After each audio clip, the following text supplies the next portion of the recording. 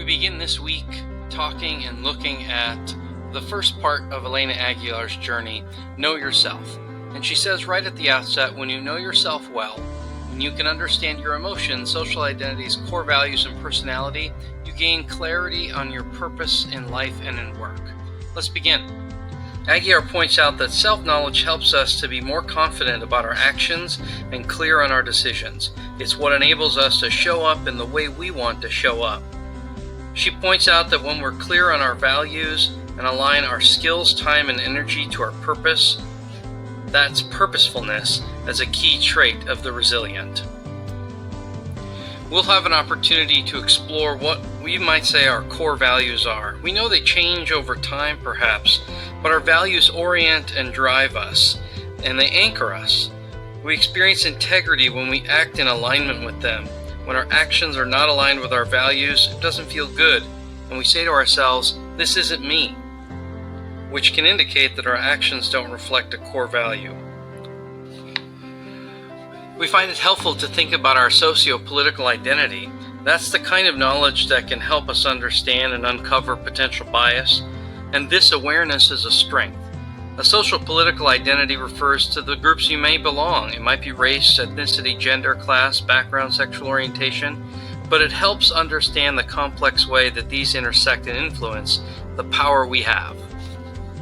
As we cultivate self-awareness of our socio-political identity, we better understand why we are triggered, as well as our strengths and our assets, how to strengthen trust with others, and how to uncover and understand our unconscious bias, how to form deeper and more nourishing connections with students, colleagues, and supervisors, and how to recognize that space between stimulus and response and be the best we can be.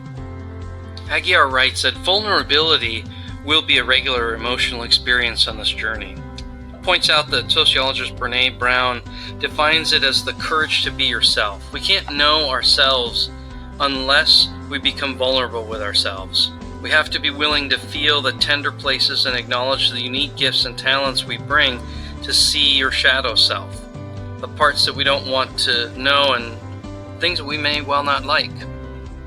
Aguilar concludes this chapter by saying that superheroes may wear disguises at times, but they always remember who they truly are. And when necessary, they'll put on a cape and do what has to be done because they know why they're here on Earth. And that might be the key for us. Even though we don't live in a comic book, we integrate that superhero part of ourselves into our daily life, and we don't need to wear disguises so that we can be whole. That would be true power.